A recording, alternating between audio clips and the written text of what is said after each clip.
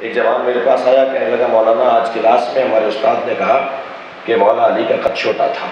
نقل قول کر رہا ہوں، تو میں نے بے ساختہ کہا تمہارے استاد کا قد چھوٹا ہے۔ تمہارے وہ انسان استاد کیسے ہو سکتا ہے جسے علی کا ادب نہ ہو؟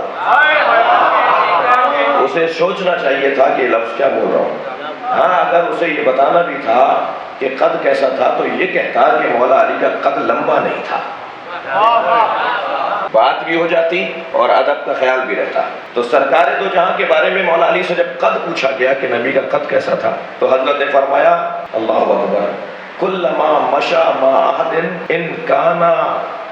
اطول منه ان کان طویلا،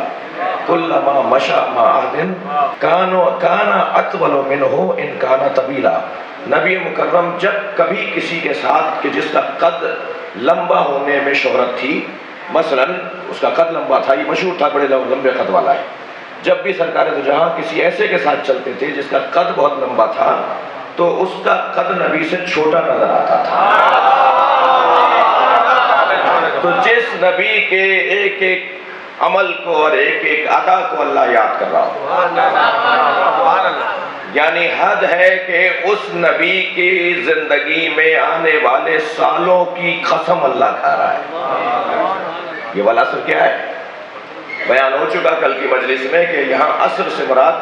ظہر کے بعد کا جو وقت ہے وہ بھی ہے، مگر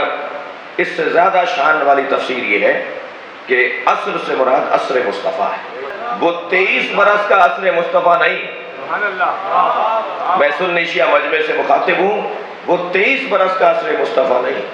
بلکہ ہم تو اس قابل ہی نہیں ہیں کہ ہم نبی کو کسی زمانے میں محدود کر سکیں۔ 23 برس کا نبی نہ ڈھونڈو، بلکہ اگر ظاہری حیات طیبہ پر ہی جانا ہے تو 63 برس تک دیکھو۔ نبی جب سے دنیا میں آئے کم سے کم تمہاری نگاہوں میں نبی ہونے چاہیے، اور اگر نگاہ مصطفیٰ اور نگاہ مرتضیٰ سے دیکھا جائے تو یہ اس وقت بھی نبی تھے جب آدم کی خلقت نہیں ہوئی تھی۔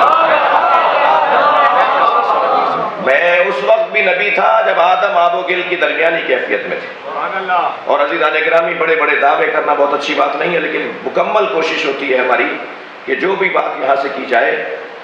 وہ کسی اختلافی موضوع پہ نہ ہو، یعنی اس کا حوالہ، اس کی سند اس انداز سے پیش کی جائے، یہ کم سے کم ذہن میں ہو کہ اگر کبھی کسی کو کوئی الجھن ہو تو ہم دے سکیں کہ یہ نظریہ صرف شیعہ اور ایک خاص مکتب کا نظریہ نہیں ہے،